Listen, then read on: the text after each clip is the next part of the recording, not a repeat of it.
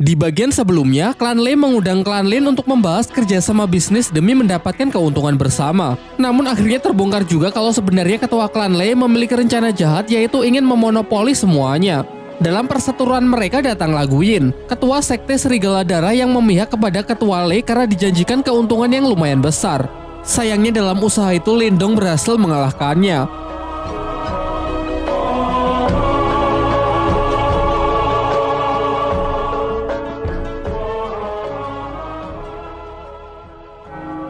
Beberapa lama setelah pertarungan itu, orang-orang dari sekte Serigala Darah yang dipimpin oleh Wei Tong berniat balas dendam kepada klan Lin karena telah membunuh Guyin.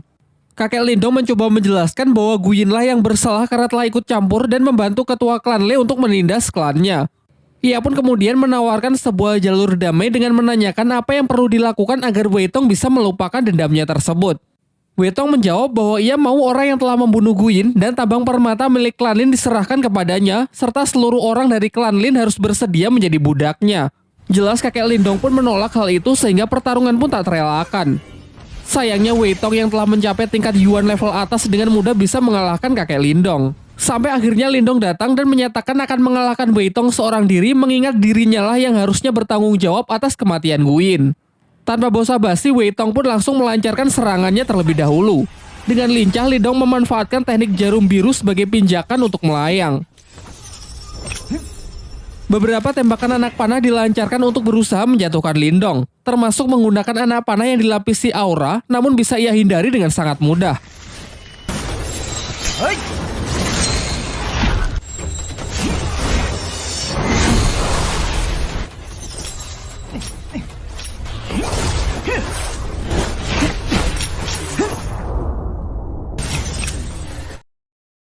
Sampai akhirnya Lindong dengan penuh percaya diri menawarkan sebuah perjanjian, yaitu 3 bulan dari sekarang ia bersedia bertarung sampai mati dengan Wei Tong. Kesepakatannya, jika ia kalah maka ia siap menerima hukuman apapun, serta aset pabrik kayu milik klan Lin akan rela ia serahkan. Namun jika ia yang menang, maka masalah balas dendam Guyin akan dianggap selesai. Pada awalnya Wei Tong menolak karena sekarang saja ia bersama pasukannya sudah cukup untuk menaklukkan klan Lin. Namun setelah melihat kemarahan dari Si Oyan serta kemampuan Lindong yang bisa mengalahkan bahkan nyaris membunuh para kroco itu, akhirnya Wei Tong pun sepakat.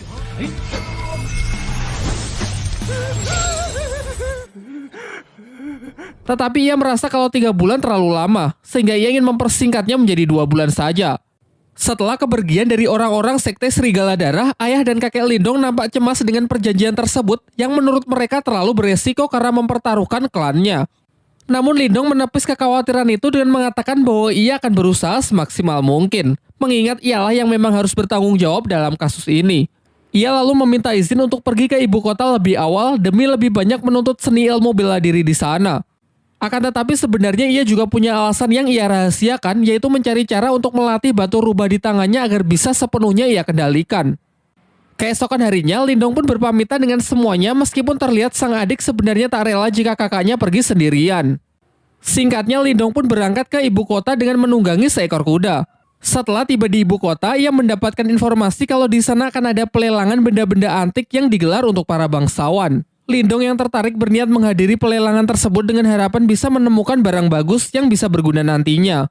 Bermodalkan dengan beberapa butir permata yang ia bawa, Lindong pun diubah penampilannya agar layak memasuki pelelangan yang dihadiri oleh para bangsawan tersebut. Setibanya di sana, Lindong kembali bertemu dengan kakek Yanda yang diundang sebagai tamu, serta ia juga melihat Yue yang datang bersama panitia pelelangan bernama Xuansu. Dalam pelelangan tersebut, Lindong tertarik dengan sebuah tanaman langka yang mampu meningkatkan kekuatan spiritual seseorang. Semuanya sempat dibuat terkejut karena Lindong yang menawarnya dengan harga yang sangat mahal. Diperlihatkan, kakek Yanda sangat terkejut karena merasakan energi dari keberadaan Lindong yang benar-benar telah meningkat pesat. Seusai acara pelelangan itu, Xuansu mengajak Lindong pergi menemui kakek Yanda di sebuah ruangan pertemuan. Sebelum berangkat, mereka sempat merasakan kehadiran mata-mata yang sedari awal sudah membuntuti Lindong. Dalam pertemuan itu, kakek Yanda kembali menawari Lindong untuk menjadi muridnya agar bisa menyempurnakan teknik segel kehidupan milik Lindong. Namun dengan sopan Lindong menolak tawaran itu dan menunjukkan bahwa ia telah menyempurnakannya. Hal ini sontak membuat semuanya sangat kagum karena Lindong dapat melakukannya dalam waktu yang relatif singkat. Kemudian barulah dijelaskan bahwa segel kehidupan adalah dasar dari ahli kekuatan mental. Segel ini dibagi menjadi 3 jenis, yakni segel kehidupan, segel duniawi, dan segel surgawi. Segel kehidupan adalah yang paling umum, sementara segel terkuat adalah segel surgawi yang konon katanya memiliki kekuatan di luar nalar manusia. Singkat cerita, Lindong bersedia menceritakan masalah klannya yang sedang bersinggungan dengan sekte Serigala Darah serta kesepakatannya untuk bertarung hidup dan mati melawan Wei Tong. Mendengar hal itu, Xuan Tzu memberitahukan bahwa terdapat sebuah kolam surgawi yang berisikan energi murni yin dan yang dari sumber kolam tersebut. Kabarnya jika seseorang memasuki kolam itu maka dapat meningkatkan kekuatan spiritualnya, dan kabar baiknya baru-baru ini ditemukan keberadaan kolam surgawi tersebut, namun sayangnya berada di wilayah perbatasan desa dengan klan lain dan masih menjadi sengketa. Xuan Tzu lalu juga menceritakan bahwa telah disepakati sebuah turnamen di mana pemenangnya berhak mengambil energi murni dari kolam tersebut. Tanpa pikir panjang, Lindong pun setuju untuk berpartisipasi dalam turnamen itu. Di lain waktu, Lindong kembali memasuki dimensi batu rubah, namun anehnya bayangan hitam yang selalu menjadi alat berlatihnya tak lagi muncul. Ia pun mencoba berkonsentrasi untuk menemukan sumber masalah. Dan tiba-tiba di sana muncul sesosok bayangan putih yang tak lain adalah si rubah putih itu sendiri. Rubah putih itu lalu memperkenalkan diri bahwa ia adalah jelmaan iblis celestial yang bernama Martha sekaligus pemilik dari dimensi ini. Ia juga menjelaskan bahwa dahulu ia sangat kuat berkat batu tersebut. Akan tetapi seiring berjalannya waktu, batu itu justru menyerap energi spiritualnya hingga menjadi sangat lemah. Akhirnya ia terpaksa hidup bersembunyi di dalam batu tersebut agar jiwanya tidak lenyap. Martha kemudian menyarankan jika Lindong tak ingin bernasib sama, Lindong harus mengisi ulang energi batu itu dengan energi murni. Seketika Lindong pun teringat dengan kolam surgawi yang kabarnya dipenuhi oleh energi murni. Mengingat kalau di turnamen perebutan kolam surgawi nanti ia tak bisa mengandalkan kekuatan batu rubah karena butuh diisi ulang, Martha pun mengajaknya ke sebuah tempat di mana terdapat benda yang disebut piringan mental. Meskipun benda ini bisa menjadi jalan pintas untuk meningkatkan kekuatan spiritual, namun resikonya juga sangat berbahaya. Yaitu jika dalam prosesnya Lindong tak sanggup menahan rasa sakit, maka kekuatan spiritualnya akan lenyap dan tak akan bisa dipulihkan lagi. Tanpa banyak berpikir, Lindong pun ingin mencobanya dan bersedia menanggung semua resiko yang mungkin terjadi. Dan benar saja, saat proses berlangsung, ia merasakan sakit yang sangat luar bioskop. Sampai akhirnya dengan tekad yang kuat, Lindong berhasil melewati proses tersebut, alhasil kekuatan mentalnya pun meningkat pesat. Setelah itu, Martha menyarankan agar Lindong memakan rumput obat yang ia beli sebelumnya agar kondisi dan energi mentalnya bisa segera pulih. Karena setelah ini ia akan mengajarinya teknik baru yang disebut teknik Borkeong. Keesokan harinya, Lindong datang ke suatu tempat di mana semua orang di pelelangan berkumpul. Di sana datang juga Yue dan seorang pria bernama Liu Yi. Kemudian Xuan Tzu mempertemukan Lindong dengan pemilik rumah pelelangan yang diketahui bernama Xia Wanjin. Ia menjelaskan bahwa Yue, Liu Yi, dan Lindong akan bertanding melawan petarung lain dalam rangka memperebutkan kolam surgawi. Singkat cerita, mereka pun bersama-sama pergi ke tempat turnamen. Setibanya di sana, mereka bertemu dengan tim lawan perwakilan dari sekte Serigala Darah yang diketahui seorang pria bernama Yue San dengan kedua anaknya yang di sampingnya. Di sebelah kanan ada Yue Feng dan di kiri ada Yue Lin serta di belakang ada seorang petarung bayaran yang bernama Jiang Li. Dijelaskan bahwa mereka ini bukan petarung kaleng-kaleng karena sudah mencapai tingkat Yuan Surgawi tahap akhir. Di putaran pertama, Yue maju menggunakan sebuah pedang untuk melawan Yue Lin dengan senjata cambuknya. Sejauh ini pertarungan dua wanita ini terlihat cukup seimbang. Mereka menyerang dan menangkis mengandalkan senjata mereka masing-masing.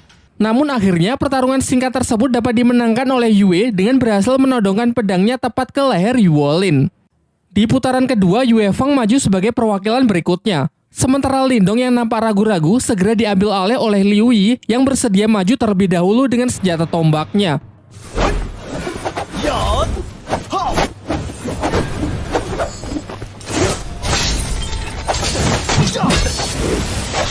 Di tengah pertarungan, Martha merasakan ada sebuah gejolak energi dari dalam kolam surgawi. Karena merasa penasaran, ia menyelinap dengan menggunakan proyeksi astralnya kemudian masuk ke dalam kolam itu untuk memeriksa anomali energi tersebut. Namun karena ia hanya menggunakan wujud astralnya, ia tak sanggup menyelam terlalu dalam. Kembali ke arena pertarungan. Diperlihatkan kalau perwakilan tim lawan dapat memenangkan pertarungan di putaran kali ini.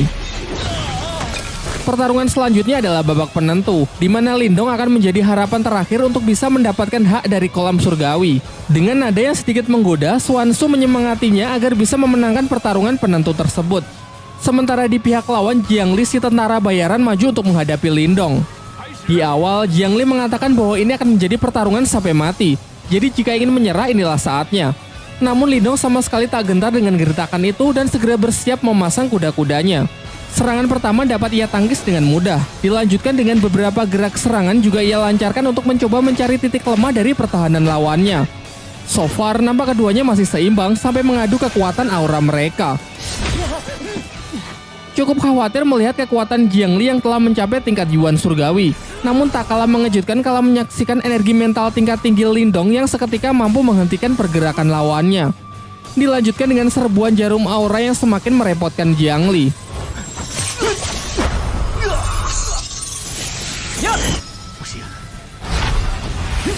Mencoba serangan jarak dekat pun juga percuma karena tekanan energi mental Lindong yang dengan kuat menghempaskannya.